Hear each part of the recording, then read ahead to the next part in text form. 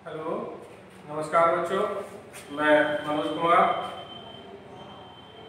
DElEd fourth semester के लिए आपका जो नया सेगमेंट अब शुरू हुआ है, अभी तक का आपका जो सिलेबस था सेगमेंट में वो इतिहास का क्वेश्चन चल रहा था। आज नया सिलेबस है, नया सेगमेंट है या पोर्शन नया कह सकते हो, उसमें जो द्वितीय सेगमेंट के रूप में आपका ज्योग्राफी आता है। ज्योग्राफी में भूगोल में जो पोर्शन है उस चैप्टर का नाम है भारत के प्राकृतिक प्रदेश। भारत के प्राकृतिक प्रदेश अर्थात जो भारत है, तो भारत में किस किस प्रकार के प्रदेश पाए जाते हैं, कहाँ पठार है, कहाँ पहाड़ है, कहाँ पथरीला इलाका है, कौन सा क्षेत्र हिमालय के नाम से जाना जाता है, कौन सा क्षेत्र मालवा का पठार, ये हम आपको आज पढ़ाएंगे। और बेसिक रूप से कह सकते हो आज जो जानकारी है वो भौतिक रूप से भारत की जानकारी दी जाएगी। भौतिक रूप से अगर देखा जाए तो भारत को, अगर आप मैप ये आपके सामने बना हुआ है, इस मैप में अगर आप गौर से देखेंगे, नीचे लंका है, नाम मात्र के लिए नोट किया जाता है उसको, वो अगर लंबाई में देखोगे तो भारत उत्तर से दक्षिण में लंबाई ज्यादा है, पूरब से पश्चिम में थोड़ी कम लंबाई है। पूरब से पश्चिम में कह सकते हो जो चौड़ाई है वो कम है। ये उत्तर से दक्षिण में जो है वो कितनी है, 3200 किलोमीटर। ये 3200 किलोमीटर की लंबाई है इसकी, ठीक है। ये उसके बाद 3200 किलोमीटर की लंबा है और 2900 किलोमीटर का ये जो क्षेत्र है, पश्चिम से पूरब में अगर बात की जाएगी तो ये 2900 किलोमीटर है। तो ये बेसिक स्ट्रक्चर आपके सामने दिखाई दे रहा है। इसकी जो लंबाई है यहाँ से यहाँ तक वो कितनी है, 2900 किलोमीटर, और ये ऊपर से लेकर नीचे 3200 किलोमीटर स्थापित होती है। अब भारत के प्राकृतिक प्रदेशों में अगर बात करें तो पहाड़ है, पहाड़ी है, पठार है, नदियां हैं, और आसपास जो क्षेत्र लगा है, समुद्र है, महासागर है, पड़ोसी देश है, नीचे जो कह सकते हो जल महाद्वीप है या जलीय द्वीप है, वो भी भारत के साथ कुछ जुड़े हुए हैं। तो पड़ोसी देशों की अगर बात करें तो भारत के पड़ोसी देशों में इधर कौन है, इधर आपका अफगानिस्तान, उसके बाद पाकिस्तान इसको टच करता है, इधर आपका चाइना है, चाइना के बाद नेपाल है, नेपाल के बाद काठमांडू है, यहाँ पे बंगाल के नीचे क्या आपके म्यांमार है, इधर म्यांमार, और ये श्रीलंका, ठीक है। और अगर जलीय द्वीप के रूप में अगर देखा जाए तो मालदीव और यहाँ पे श्रीलंका जो वाटर बाउंड्री के रूप में जानी जाती है या जल रेखा के रूप में ये जुड़े हुए हैं। 7 देश हैं जो भारत को टच करते हैं।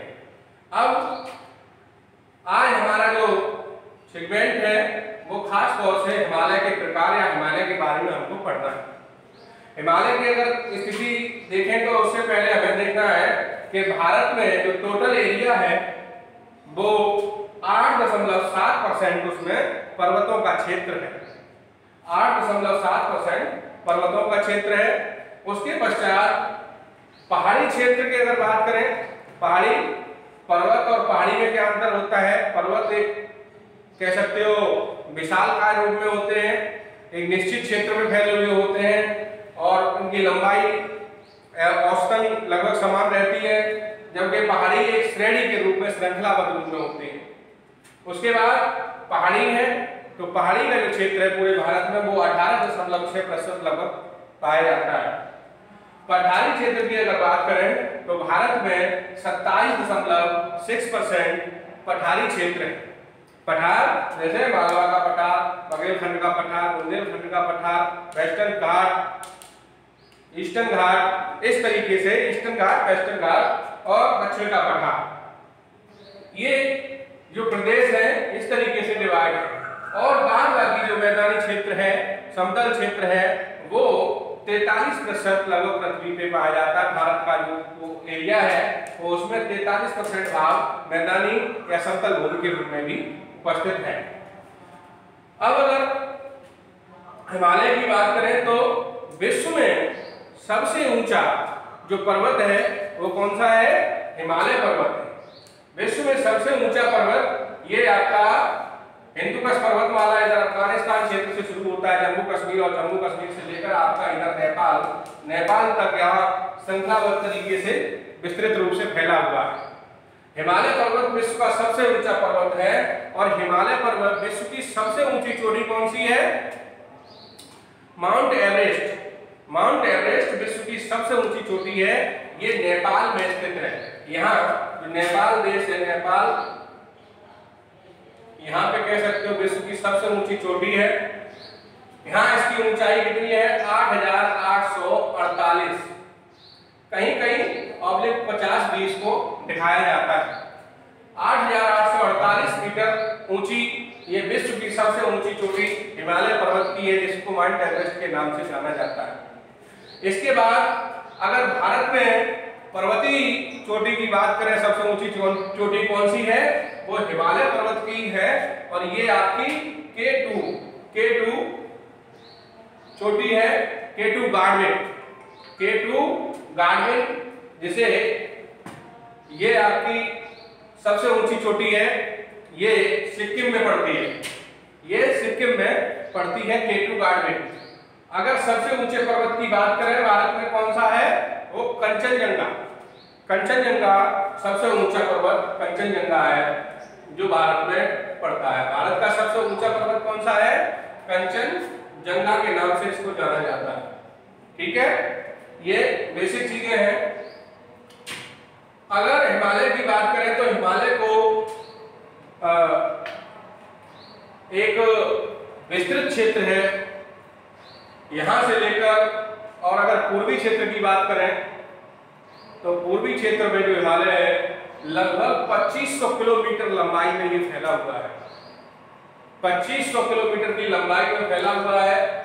इसकी सबसे ऊंची जो चोटी है वो 8,848 मीटर की है, और इसकी अगर औसत ऊंचाई देखी जाए, इसके चोटियों की जो औसत ऊंचाई है, कहीं कम है कहीं ज्यादा है, तो औसत अगर ऊंचाई की बात करें तो 6,100 मीटर अर्थात 6100 किलोमीटर, सॉरी 6100 मीटर की ऊंचाई वाली चोटियां हिमालय पर्वत के अंतर्गत पाई जाती हैं। तो हिमालय पर्वत की जो लंबाई है पश्चिम से लेकर पूरब तक, वो इसकी लंबाई कितनी है? 2500 किलोमीटर। और अगर औसत ऊंचाई की अगर हम बात करें तो औसत ऊंचाई के रूप में कितनी? 6100 मीटर इसकी औसत ऊंचाई है। ये हिमालय पर्वत की विशेषता। अब हिमालय पर्वत एक नवीन मोड़दार पर्वत है। आज भी हिमालय पर्वत की जो प्रक्रिया है वो एक निर्माण की प्रक्रिया के रूप में चलता है। K2 गार्डविन या एवरेस्ट पर्वत की अगर बात करें तो ये हिमालय पर्वत का जो निर्माण हुआ है, प्रारंभिक जो उसका पठार है ट्रांस हिमालय, वो टर्सरी युग में या कैम्ब्रियन युग में इसकी चट्टानें बनी है। इसके बाद बृहद हिमालय है, वो नीचे जो उसके बाद का जो युग है नवीनतम मोड़दार पर्वत, उसके अंतर्गत इसकी चट्टानें बनी है। और इतने विशाल हिमालय को, इतने विस्तृत हिमालय को पढ़ने के लिए, समझने की दृष्टि से 4 भागों में विभाजित किया गया है। नंबर 1 ट्रांस हिमालय, दूसरा बृहद हिमालय आपका, उसके बाद लघु हिमालय या बाह्य हिमालय, उसके बाद शिवालिक हिमालय। ये आपका यहाँ से यहाँ तक 4 भागों में ये हिमालय पर्वत का ही क्षेत्र विस्तृत हुआ। इसके बाद मैदानी क्षेत्र आ जाता है क्रम से। मैदानी भाग में भाबर का क्षेत्र है, वांगर का क्षेत्र है, खादर का क्षेत्र है, उसके बाद तराई का मैदान आ जाता है जो गंगा यमुना के दोआब के नाम से जाना जाता है। अगर हिमालय की बात करें तो ये जो क्षेत्र है यहाँ, ये जो क्षेत्र है इसमें क्रमशः हिमालय की चोटियां विस्तृत हैं, हिमालय की श्रेणियां विस्तृत हैं। उसमें आपका अगर देखा जाए तो क्रमशः काराकोरम श्रेणी जो सबसे प्राचीन काल में स्थापित हुई है हिमालय पर्वत की श्रेणियों में, अगर देखा जाए, पूछा जाए कि सबसे पहले कौन सी श्रेणी का निर्माण हुआ है, तो काराकोरम श्रेणी का निर्माण सबसे पहले हुआ है। काराकोरम श्रेणी, जास्कर श्रेणी, उसके पश्चात जास्कर श्रेणी, उसके बाद लद्दाख श्रेणी, ये सभी श्रेणियां हिमालय पर्वत के अंतर्गत ही आती हैं। ये सारी श्रेणियां हिमालय पर्वत के अंतर्गत आती हैं और इनका जो औसत ऊंचाई है वो ट्रांस हिमालय के अंतर्गत आती है और इसकी जो औसत ऊंचाई है लगभग 6100 मीटर है। तो ज्यादा ऊंचाई होने की वजह से यहाँ पर ज्यादातर समय बर्फ से ढकी रहती हैं ये चोटियां, अर्थात बर्फ आच्छादित रहती हैं। यहाँ पर तकरीबन ना के बराबर है, असंभव है, इसलिए ये जो चोटियां हैं, ये क्षेत्र है, ज्यादातर बर्फ से ढका रहता है। यहाँ पर वनस्पति और जलवायु की संभावना कम पाई जाती है। तो ये ट्रांस हिमालय में आपकी जो श्रेणियां हैं वो कौन कौन सी हमने बताई, वो काराकोरम श्रेणी, उसके पश्चात इधर पूर्व की ओर चलोगे जास्कर श्रेणी, और आगे चलोगे लद्दाख श्रेणी, फिर पीर पंजाल श्रेणी। ये यहाँ पर नेपाल के क्षेत्र में, यहाँ इसके बाद ये आपका सेवन सिस्टर में आप इधर घुसोगे तो मिजो की पहाड़ियाँ, उसके बाद मेघालय की पहाड़ियाँ, उसके बाद इधर पटकोई की पहाड़ियाँ, उसके बाद इधर नीचे आपके त्रिपुरा और नागालैंड प्रदेश आ जाते हैं। ठीक है, तो ये हिमालय का हमने आपको ट्रांस हिमालय के बारे में बताया।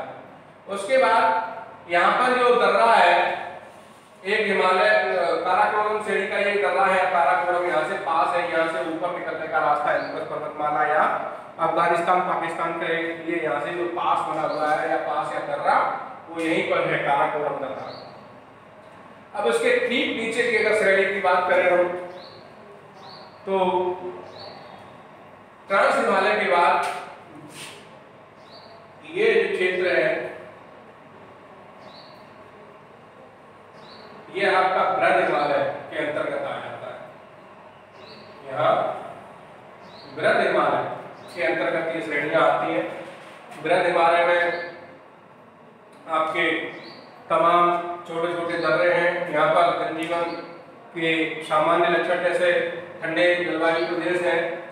ये जो बृहद हिमालय में आपके लिपुलेख है, माना है, नीति है, जयदेवला, बोमडीला, जम्मू कश्मीर, बैरी झील, शेषनाग, बैरीनाग, ये जो दर्रे मैंने आपको बताए, लिपुलेख और बोमडीला, ये तमाम दर्रे बृहद हिमालय के अंतर्गत आते हैं।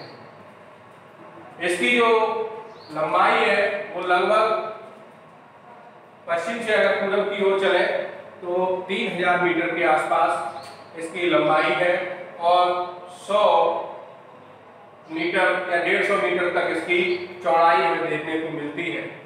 बृहद हिमालय की जो श्रेणियों की लंबाई है वो 2500 किलोमीटर ये था, तो लगभग ये 1500 किलोमीटर में बृहद हिमालय जो निचला हिस्सा है वो फैला हुआ है 1500 किलोमीटर में। और इसकी जो औसत चौड़ाई है या ऊंचाई है इन श्रेणियों की वो लगभग 3000 मीटर ऊंचाई है। ये बृहद हिमालय के अंतर्गत ये आपके हिमाचल प्रदेश का क्षेत्र है, उसके बाद आपका शिमला है, उसके बाद जम्मू कश्मीर का निचला इलाका है, उत्तराखंड है। ये समस्त जो क्षेत्र आता है इसमें नैनीताल, मंसूरी की पहाड़ियाँ और जितना भी क्षेत्र है ये आपका सब बृहद हिमालय के अंतर्गत आता है। इसकी लंबाई 1500 किलोमीटर और चौड़ाई औसत इसकी 3000 मीटर है। और इसी में जो ज्यादातर क्वेश्चन पूछे जाते हैं, जो दर्रे हैं जैसे माना है, नीति है और लिपुलेख है, बोमडीला है, नौतुला है, जेपला है, जितने भी दर्रे हैं वो सब इसके अंतर्गत आते हैं।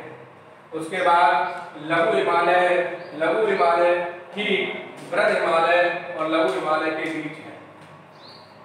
लघु हिमालय बृहद हिमालय और बृहद हिमालय के ठीक दक्षिणतम का जो बिंदु है वो लघु हिमालय के नाम से जाना जाता है। इसके बाद शिवालिक का हिमालय, इसको बाह्य हिमालय के नाम से जाना जाता है क्योंकि शिवालिक जो क्षेत्र है वो हिमालय का दक्षिणतम क्षेत्र है।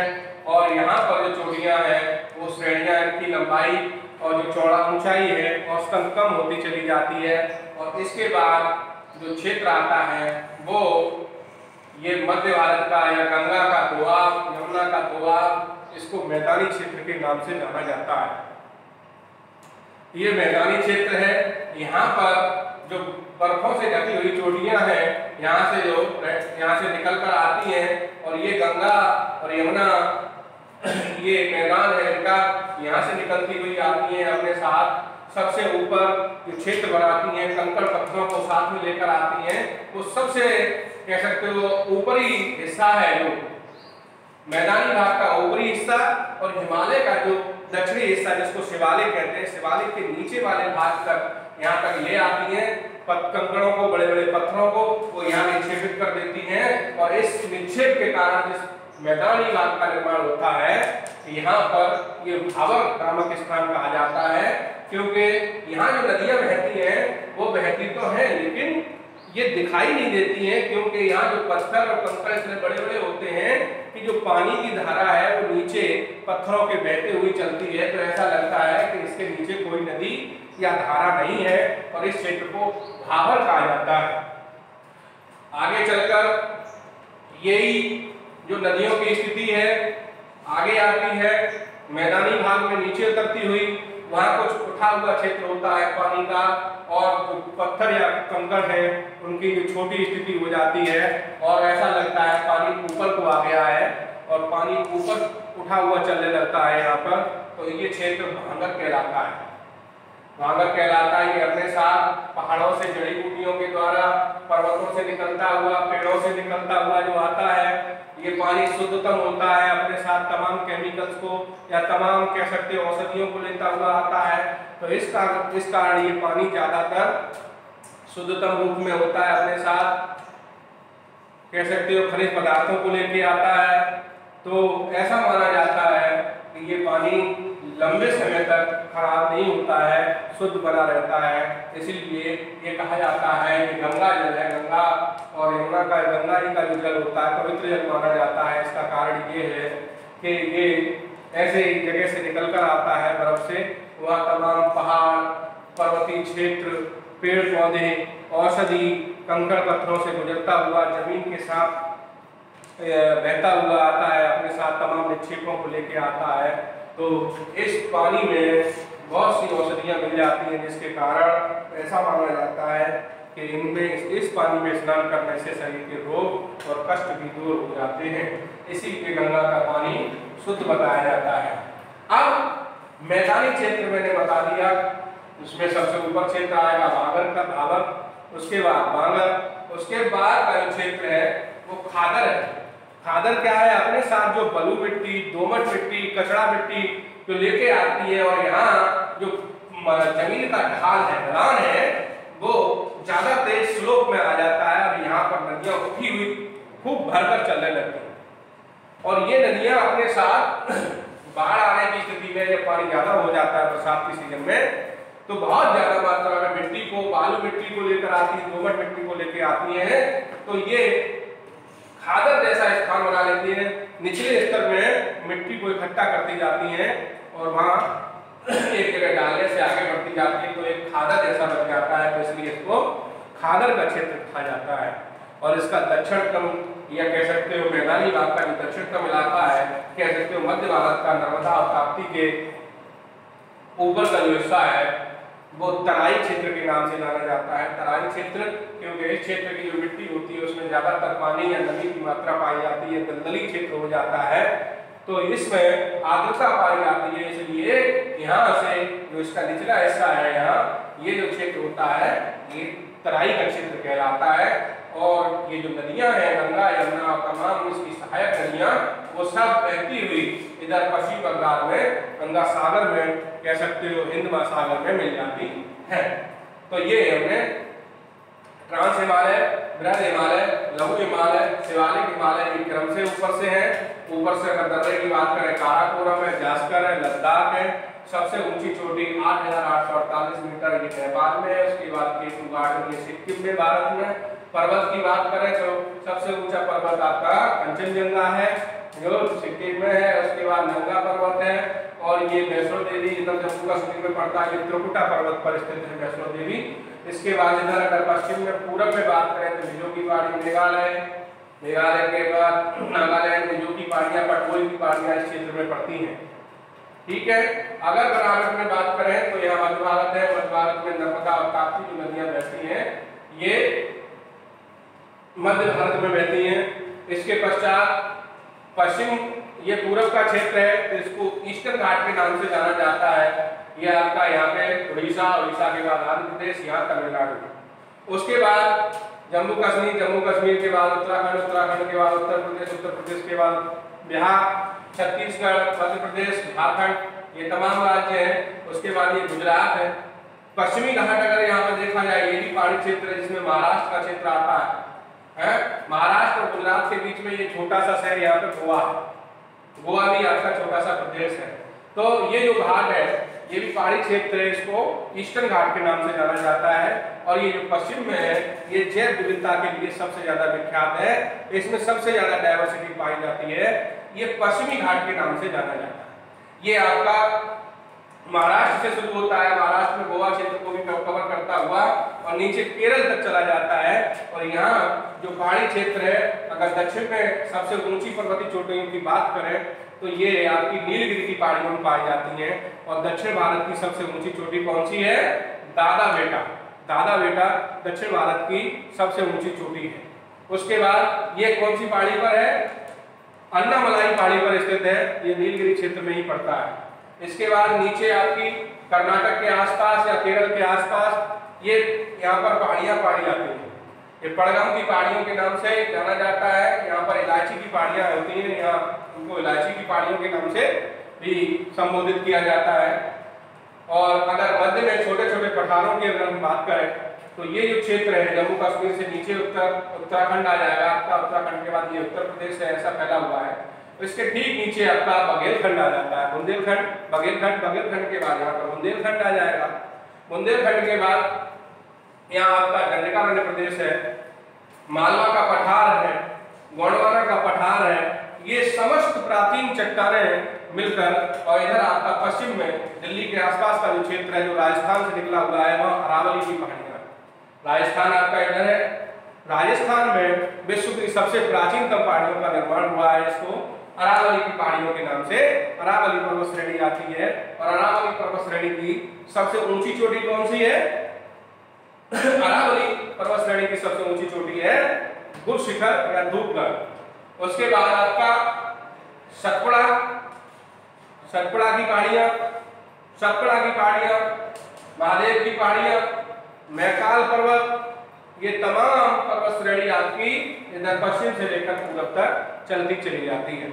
तो बच्चों ये मैंने भारत का प्राकृतिक प्रदेश आपको पढ़ाया, आपको प्राकृतिक प्रदेश में बताया कि कितने प्रतिशत भाग पर पर्वत उपस्थित है भारत में, कितने प्रतिशत भाग पर पहाड़ी क्षेत्र है, कितने प्रतिशत भाग पर पठारी क्षेत्र है, कितने प्रतिशत भाग पर शेष मैदानी भाग है, सबसे ऊंची चोटी कौन सी है, पूर्वोत्तर में किस प्रकार की चोटियां हैं, लंबाई कितनी है 3200 किलोमीटर, लंबाई इसकी 3200 किलोमीटर है, इसको देखना भूल गए 3200 किलोमीटर है।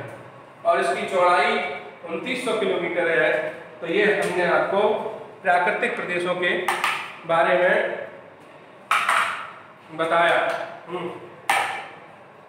प्राकृतिक प्रदेशों के बारे में बताया। और अब आगे का हम कल करेंगे नेक्स्ट वीडियो में। नमस्कार।